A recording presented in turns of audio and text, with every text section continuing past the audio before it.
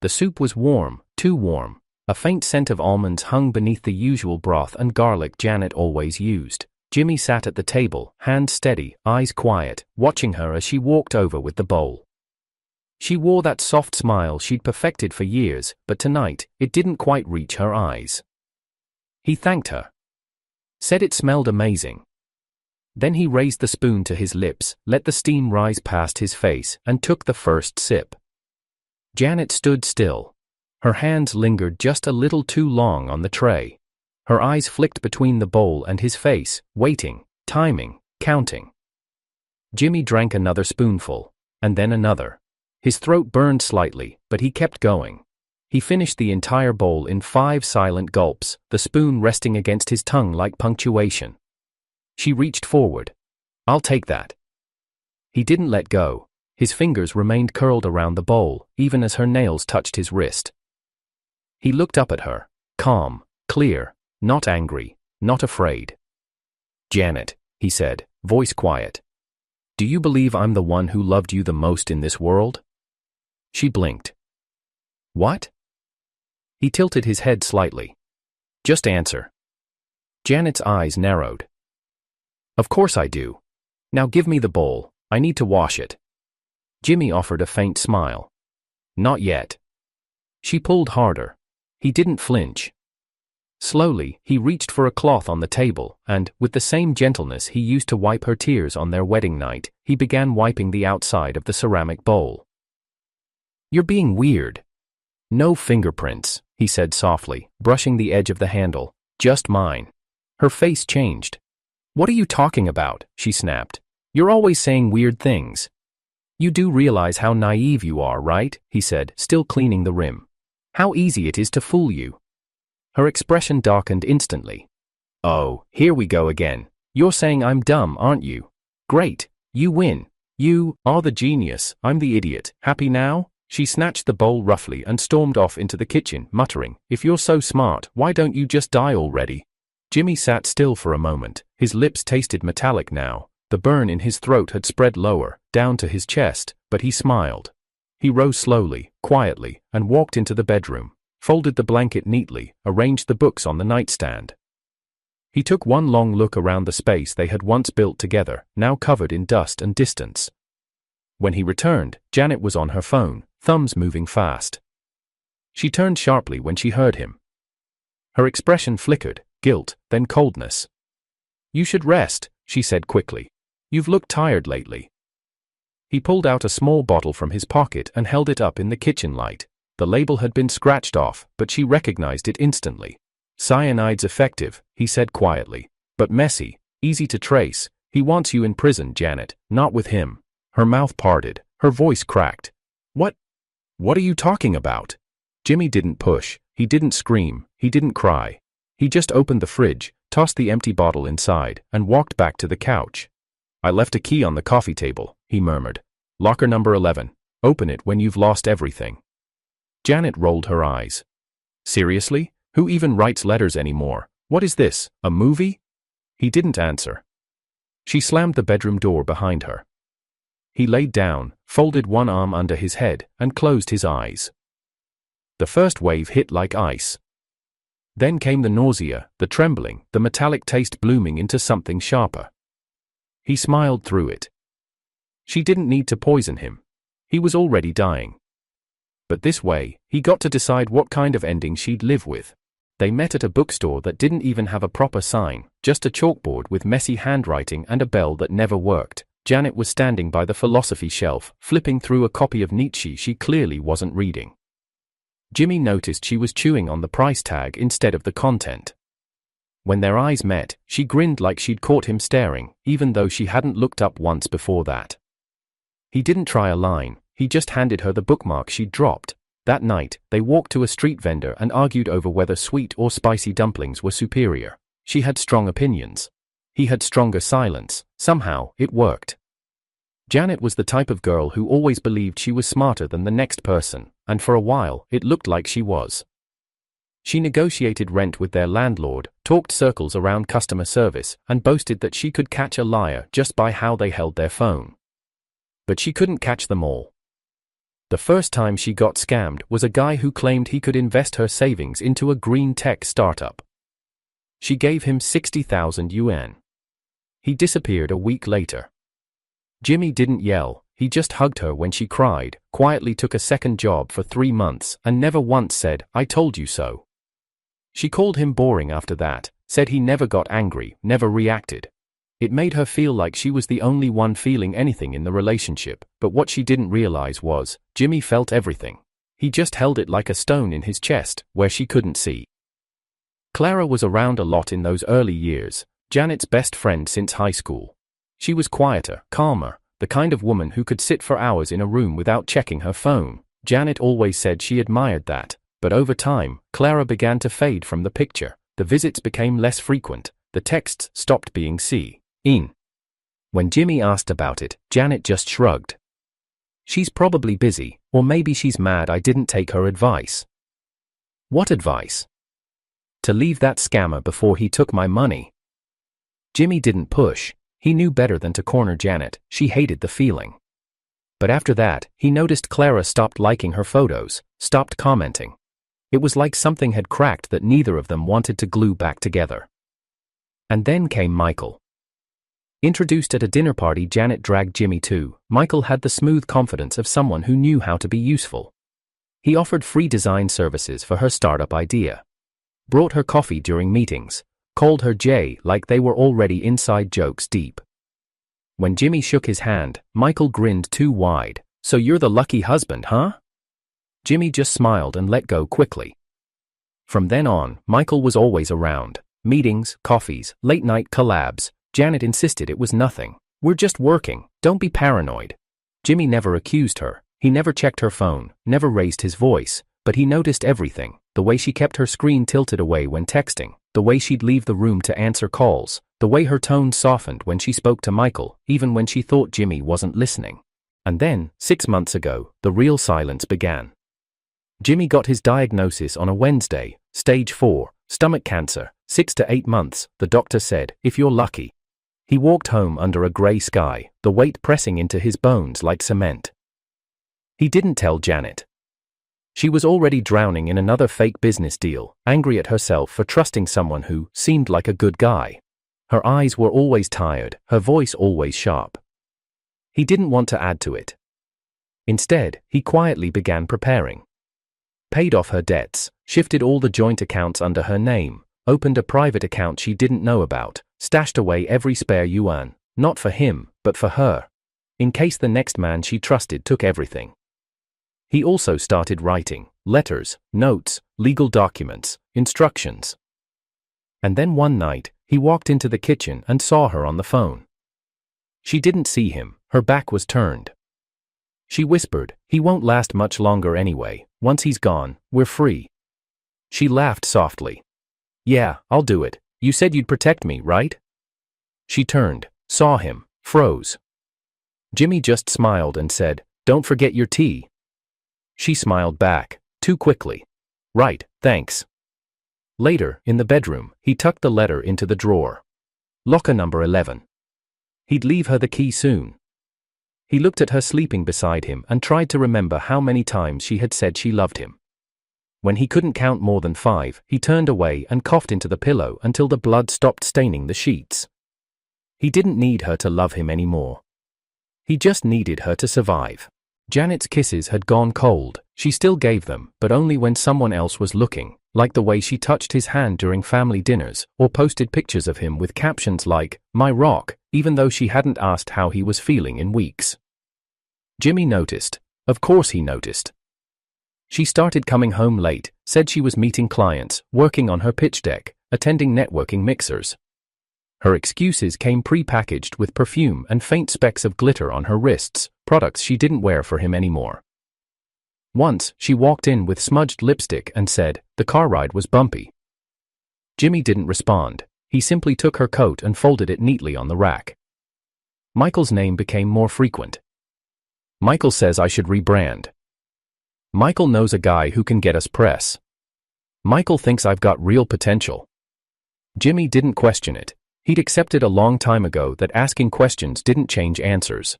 Instead, he quietly updated the legal documentation he'd started 6 months ago. One more file for the lawyer, one more signature saved on a scanned drive. One morning, over breakfast, he set a small, unmarked key on the table. "Locker 11, he said, sipping his tea. "In the community delivery room." Janet looked up, confused. "What is this?" "Just in case things ever fall apart." She stared at the key, then burst out laughing. "You're such a drama queen lately. Are you hiding gold bars in there?" He smiled. "Not quite." She scoffed and pushed the key aside. "You should rest more. You're always talking in riddles now." Later that evening, he saw her slip the key into her purse anyway. That night, he coughed so hard into the sink that the bowl stained red. He wiped it clean before she saw. He kept waiting for her to ask if he was okay. She never did. 2 weeks later, Clara showed up unannounced. She hadn't visited in almost a year. Her eyes flicked around the living room as if expecting to find the place already empty. "Is Janet home?" she asked. "No," Jimmy said. "She's out." Clara hesitated, then sat across from him. "I heard something," she began. "Something about Michael." Jimmy didn't move. Clara continued. "He's been seen with her, at restaurants, at her co-working space, even at that hotel on 9th. Jimmy folded his hands. "I know." "Then why aren't you doing anything?" He looked at her, tired. "Because she's not in danger yet." Clara frowned. "What does that even mean?" "It means," he said slowly, "that she's about to fall harder than she thinks. And when she does, there won't be anyone left to catch her, not even Michael." Clara stared at him for a long moment. "Jimmy, she's cheating on you. And worse, I think, she's planning something." "I know." His calm made her angry. "Then stop acting like some martyr and do something." "I am." "What? Dying quietly in a corner?" He smiled faintly. "Something like that." Clara stood abruptly. "I don't understand you. She's using you. She's throwing you away. You're still helping her." Jimmy's eyes softened. "That's why you stopped being friends with her, isn't it? Because you couldn't stand watching her become this." Clara didn't answer. She just left, her fists clenched so tightly the veins stood out. The next day, Jimmy overheard Janet on the balcony, speaking in hushed tones. "No, he won't fight back. He's weak now. Honestly, if we fake a suicide letter, it's clean. You said you'd help me, so help me." Pause. "Yeah, cyanide. No, not pills. He drinks soup every night." Jimmy closed the door behind him and went back to preparing her will. He began practicing writing with his left hand. It needed to be messy, shaky, but still recognizably his. He drafted 3 versions, all with the same message: terminal cancer, unbearable pain, couldn't go on. He left out the part about Janet. He left out Michael. He left out everything that might have given her away. If the world thought he died alone, in agony, by choice, that was fine. As long as it wasn't her that suffered. One evening, Janet walked into the living room holding a soup bowl. She looked almost nervous. "Made this myself," she said. "Your favorite." Jimmy looked up at her with a slow, soft gaze. "Thank you," he said. She smiled. He took the bowl. She sat across from him, fiddling with her nails, watching his every movement with the corner of her eyes. He took a sip. It burned. But he smiled through it. "Still the best cook I know," he whispered. She reached for the bowl. "Let me take it." He held on a little too long. "Do you believe I'm the one who loved you most?" She blinked. "Of course. Don't be weird." He let go. Her hands moved fast, too fast. She carried the bowl to the sink, water running seconds later.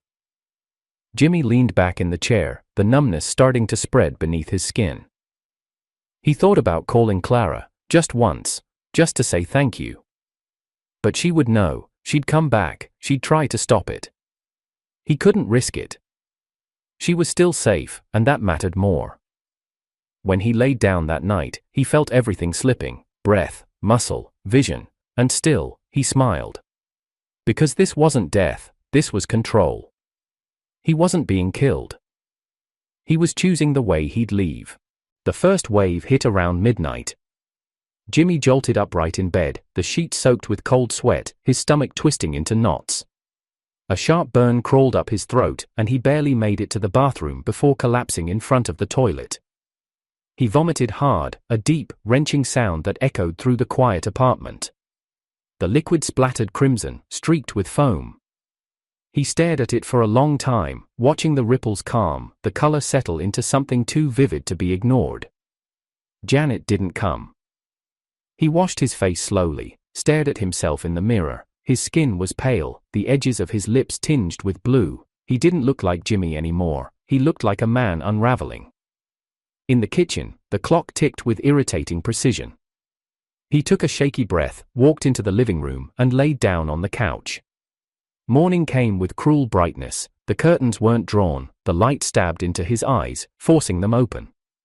Janet stepped out of the bedroom, phone in hand, lipstick already perfect.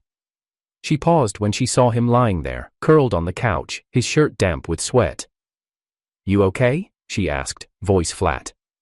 Jimmy opened his mouth but couldn't find strength for words. He gave a weak nod. "You should really see a doctor," she said. "You've been looking awful lately." Then she walked past him toward the door. "I'll be out for a few hours." The moment the door clicked shut, he sat up slowly, pulled the small envelope from behind the bookshelf, and added the final page to the letter. His handwriting was messier now, shakier. But the words still made sense. He folded the papers carefully, slid the bank card inside, sealed it. Later, when he heard her heels in the hallway, he returned to the couch, closed his eyes, and waited. The door opened. "Jimmy?" Her voice was almost cheerful. He didn't answer. She stepped into the room, saw him lying there, barely moving.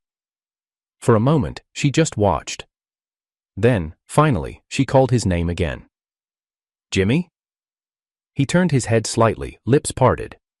"Water." She frowned, annoyed. "You're still not feeling well?" "I need the key," he rasped. "Coffee table." "What key?" "Locker." She rolled her eyes. "Oh, that again, you're still going on about that?" But she walked over and grabbed the small silver key anyway. As he dry heaved into the nearby trash can, she didn't flinch. Instead, she took out her phone and dialed. "It's done," she said into the receiver. "You can come." She sat down and crossed her legs, perfectly composed. 10 minutes later, Michael arrived. He looked around the apartment, sniffed the air, then walked over to Jimmy, who was barely conscious now. "Damn," Michael muttered. "You gave him a lot." Janet shrugged. "I followed what you said, maybe a bit more." Michael knelt, checked Jimmy's pulse. "He'll be gone by nightfall." Janet smirked. "Good, I'm tired of tiptoeing." Jimmy watched through slitted eyes. They thought he couldn't hear them, but he caught every word.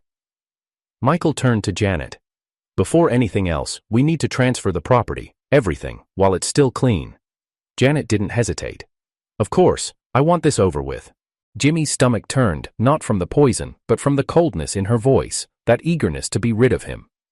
Michael walked into the kitchen to grab some documents. Janet leaned over Jimmy and whispered, "Don't worry, I'll tell them you died peacefully." Then she laughed. "Maybe I'll even cry at your funeral." Jimmy couldn't respond. His body didn't have the strength anymore, but in his mind, one final emotion held steady: resolve. That night, when the apartment was quiet again, Jimmy crawled across the floor. He used the last of his strength to slide the sealed letter into the space beneath the hallway shelf, taped the locker key to the back of the TV remote, covered the blood-stained trash bag with another. By morning, he couldn't walk anymore. Janet called in sick from her new office space, said she had to watch her husband die. Michael was over again by noon, this time, with a laptop, legal forms. He walked her through the transfers, bank accounts, real estate, stocks. She didn't ask a single question, just signed wherever he told her to. "She's giving you everything," Jimmy thought, "because she thinks you'll stay." The bitter irony tasted worse than blood. Later, as he vomited again into a towel, he saw Janet scrolling through furniture listings. "We'll have to get rid of all this stuff," she was saying to Michael. "New start, new energy." He could barely lift his head. Michael said nothing. His eyes flicked toward Jimmy, then back to her. It was too easy. Jimmy saw it in his face, the disappointment. Predators prefer a fight. When they left for dinner, yes, dinner, while he was still breathing, Jimmy used his final window of consciousness to delete one more file off his laptop, the one that held his medical report. He didn't want it to end with Janet crying cancer as her excuse. He wanted her to think she caused everything. Because maybe then, just maybe, she'd see herself for what she really was. And in seeing that, maybe she'd break. He lay back on the couch, arms limp, eyes dull. But in his chest, one quiet truth glowed. He loved her. Even now. That was the worst part of all. He had loved her from the beginning, through every scam, every lie, every betrayal. And so, he had saved money she didn't know about. Drafted property she couldn't trace, left her with a life jacket she didn't deserve. Because if she ever opened that locker, she'd see it. The bank card with 300,000 yuan. The letter he wrote slowly over weeks, through shaking hands and tears she never saw. It didn't ask for her to apologize. It only asked her to survive. The apartment reeked of old incense and disinfectant. Janet sat stiffly on the police station bench, arms crossed, answering each question with manufactured patience. Her makeup was perfect, her eyes practiced calm. Yes, my husband was sick for months. Yes, I have the letter. Yes, I found it the night he passed. No, we had no arguments. The detective squinted at her over the desk. And you were alone with him when he died? She nodded. He went quietly, peacefully. I stepped out for fresh air, and when I returned, he was gone. They let her sit in the holding cell for 6 hours. Standard procedure, they said, but her confidence only wavered once, when another officer leaned in and said, "If you're innocent, why were his lips black?" She didn't answer. Still, with no physical evidence and a signed suicide letter in Jimmy's handwriting, they had nothing to hold her on. She walked out just before dawn, tired but proud. The nightmare was over, her freedom had arrived. She reached into her bag and called Michael. No answer. She tried again, straight to voicemail. She frowned and called his secondary number. Also dead. She took a taxi straight to his apartment, the one they'd spent late nights in, pretending to work. The elevator doors opened, but the moment she stepped into the hallway, her heels clicked against silence that felt wrong. His door was slightly ajar. Inside, strangers were painting the walls. "Excuse me?" she said, stepping in. "Where's Michael?" A middle-aged man turned, holding a can of paint. "Who?" "This is Michael Liu's apartment." "No, it's not. He sold it 3 days ago. I closed the deal yesterday." Janet laughed. "That's impossible. We were just here last week." The man shrugged.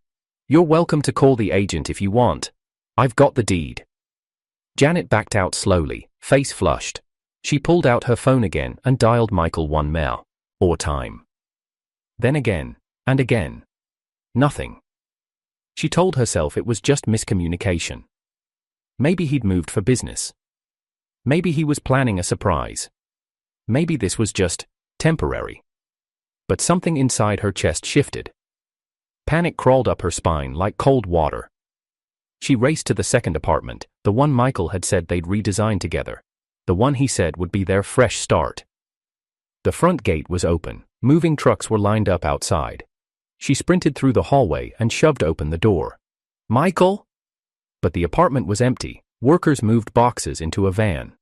A woman turned. "Who are you?" "This is my apartment," Janet snapped. "Where's the owner?" The woman blinked.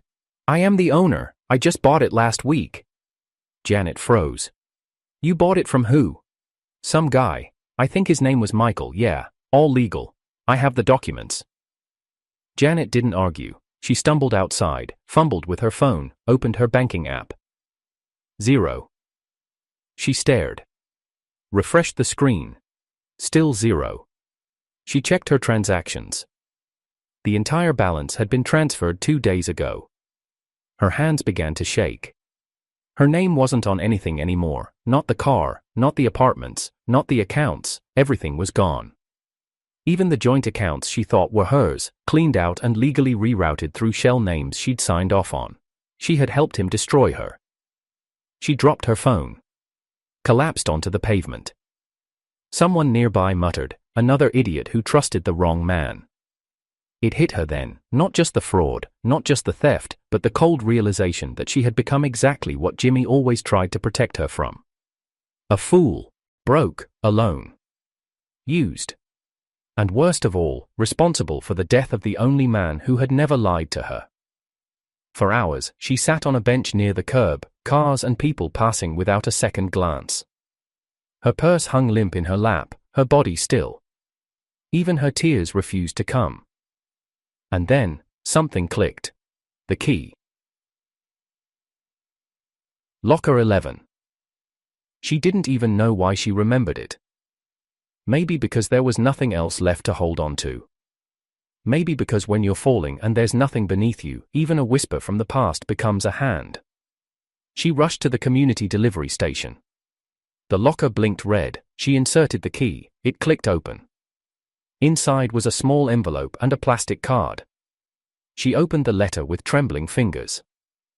"My dear Janet, if you're reading this, I suppose Michael finally showed you who he really was. I'm sorry it had to come this way. This card has 300,000 yuan in it, not much, but it's all I could gather without you noticing. It's not for guilt, it's not for forgiveness, it's so that when you're alone, you won't be entirely helpless." Her breath caught. She turned the card over in her hand, as if unable to believe it was real. She rushed to the nearest ATM, inserted it. The screen blinked. Balance, wire 300,000 pounds. Her knees buckled. She clutched the screen like it could hold her upright, like maybe, just maybe, Jimmy had been holding her up all along. She returned to the envelope and read the rest of the letter. "Go to Clara, I've prepared legal papers. There's one property I never transferred, it's still under my name. She'll help you make it yours. But please, don't give it to anyone else, I won't be there to stop you next time." Janet ran. She didn't even call Clara, just showed up at her office, hair unkempt, eyes sunken, voice shaking. Clara stood when she saw her. "Janet?" Janet held out the letter. Clara read it in silence, then went to a UISIM drawer and pulled out a thick stack of notarized files. "I didn't think I'd see you again," she said quietly, "but he made me promise to help you, even after everything."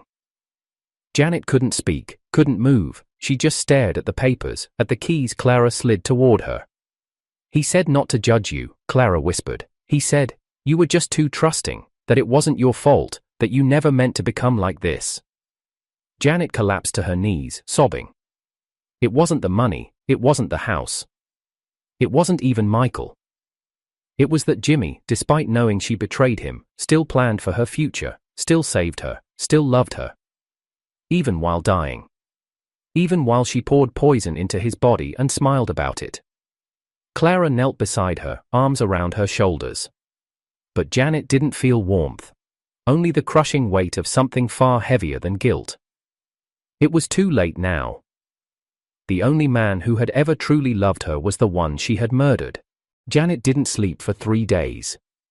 The house Jimmy left her was small and quiet, tucked away in the corner of a faded street she never would have noticed before. It was nothing like the luxury condos she used to dream about, but it had a garden, and in that garden, a single blooming orchid. She stared at it every morning, wondering how he'd managed to keep it alive when she hadn't noticed it even once during their marriage. On the 4th morning, she woke up to silence so heavy it pressed on her chest like guilt. She got dressed in black, no makeup, no earrings, just the letter in her pocket and the bank card taped inside her bra. Then she went back to Clara's office. Clara looked up, startled. "You're back." Janet didn't sit. "I need your help, I need to find Michael." Clara blinked. "You know what he did." "I do." "And you still want to see him?" "I want to see his face when he realizes everything he stole from me was never really his." Clara narrowed her eyes. "Is this revenge?" Janet didn't answer immediately, then she said, "No, this is understanding." Clara turned away. She opened the drawer again, the one where Jimmy's final documents had rested for months, but this time, she didn't pull out anything legal. Instead, she placed an old black notebook on the table. Janet tilted her head. What's that? Clara hesitated. Jimmy kept track of people. Patterns. Connections. It's how he knew you'd be scammed again. It's how he guessed you'd survive it. Janet stepped forward, gently touched the cover. Did he write about Michael? Page 17. She opened the book with shaking fingers. There were notes, addresses, names, receipts, photos printed and glued in with captions written in Jimmy's careful hand. Michael had a wife, 2 kids, a separate name listed under his offshore account, a fake identity he used when scouting new targets. Janet's stomach twisted. He has a family. Clara nodded. They moved cities 2 years ago, but Jimmy traced them before he died. Why didn't you show me this before? Clara's voice was steady. Because Jimmy asked me not to. Until you asked. He said if you came begging for revenge, let you walk away. But if you came looking for truth, real truth, I should help. Janet nodded once, slowly. Then help me arrange a meeting. No police, no public scene. Just him, and them, and me. Clara studied her long and hard. And what do I get? Janet reached into her pocket and pulled out the bank card. Everything he left me, it's yours. If you can help me find him, bring him to me, it's all yours. Clara didn't touch the card, but she whispered. All right. 3 days later, she called. I found him. He's still using the alias, but the details match. He's in a hotel downtown. He thinks he's meeting a new client. Janet exhaled. Is his family with him? His wife and kids are already checked in. Janet looked out at the orchid in the garden. Then I'll bring the drinks. The hotel suite was pristine, fresh linens, bottled water, faux marble counters. Janet arrived first. She wore white, soft, plain linen with no jewelry and her hair tied back like the version of herself she'd left behind years ago. She laid out the table carefully. 3 drinks, 1 for him, 1 for her, 1 for the wife. The door opened right on time. Michael stepped in with his signature smirk, casual blazer, gold watch slightly too flashy. He looked around and raised an eyebrow. Well, this is unexpected. Janet didn't rise, she simply gestured to the chair across from her. Have a seat. Michael paused, studying her. What's this, closure? In a way. His wife entered next, a plump woman with too much perfume and a tired expression.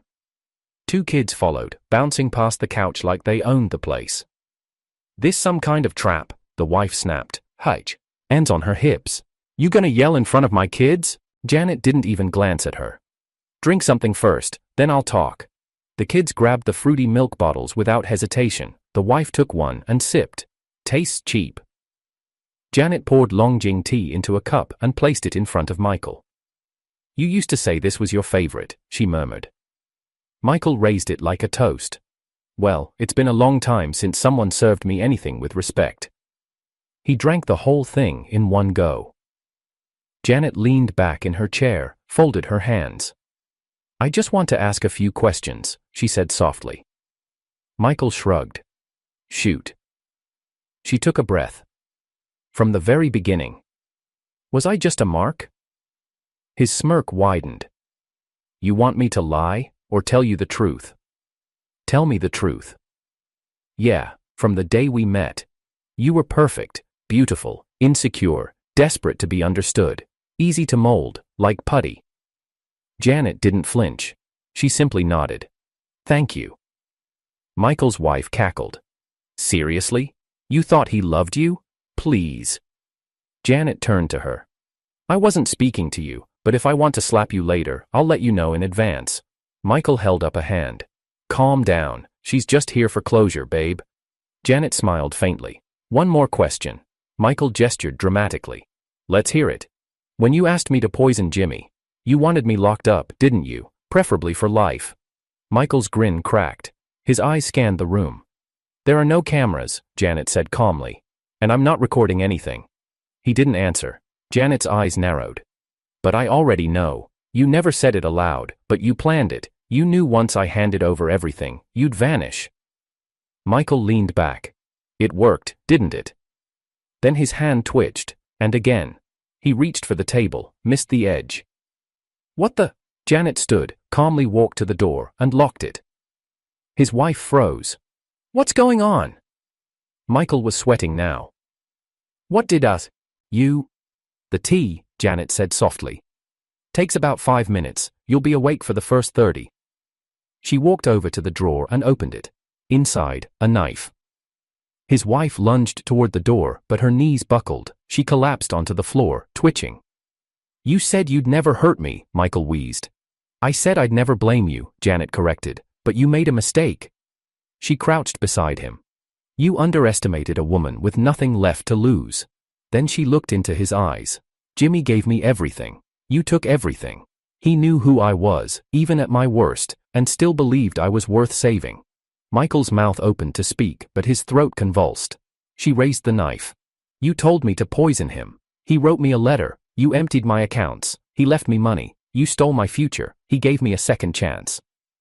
She drove the blade into his side. "You told me I was dumb." Another stab. "You told me no one would believe me." Another. "You told me no one would love me again." She stabbed until the blood soaked her sleeves. The kids screamed, but she didn't touch them. She walked past the twitching woman on the floor and whispered, "Your children deserved a better father and a better mother." Then she dropped the knife. Walked to the door, sat down beside it, covered in blood, and waited. By the time hotel security broke in, she was quiet, calm. The first officer who entered stared in horror. "My name is Janet," she said, "and I'm ready to confess." The courtroom was silent as Janet stood, her wrists cuffed, her white prison uniform soaked in dried blood at the sleeves. Her face was blank, not proud, not ashamed, just still, as if all emotion had already been burned out of her. She had pleaded guilty to all charges without flinching, murder in the first degree, premeditated, unprovoked. She didn't ask for a lawyer, she didn't call witnesses, she didn't offer a defense. Only 2 requests left her lips when the judge asked if she had anything to say before sentencing. "I want to be executed," she said, voice calm, "and I want to die holding the letter my husband wrote me." The courtroom buzzed, reporters scribbled faster. One of them whispered, "That's the one, Jimmy's wife, the poisoned husband, the scammer, the bloodbath in Suite 309. The judge paused, clearly startled, but after a few moments of whispered legal consultation, he granted both. The trial ended as quickly as it had begun. The verdict echoed through national news within hours: Janet Ning, sentenced to death by lethal injection. Some called it justice, some called it tragedy. Others said it was the most twisted love story they'd ever heard. Within days, her story exploded across media platforms. Podcasts debated it, talk shows reenacted it, comment threads were split, half condemning her, half romanticizing the quiet, haunting grief she carried. But Janet never spoke to anyone again, not to reporters, not to guards, not to her cellmate. She spent her final week staring out the window at a patch of dead grass and rereading Jimmy's letter. It was stained now, blood, fingerprints, sweat. But she refused to let go of it. Every morning, she pressed it to her chest. Every night she folded it beneath her pillow. In those words, Jimmy lived. He didn't speak of anger. He didn't speak of revenge. He spoke of her.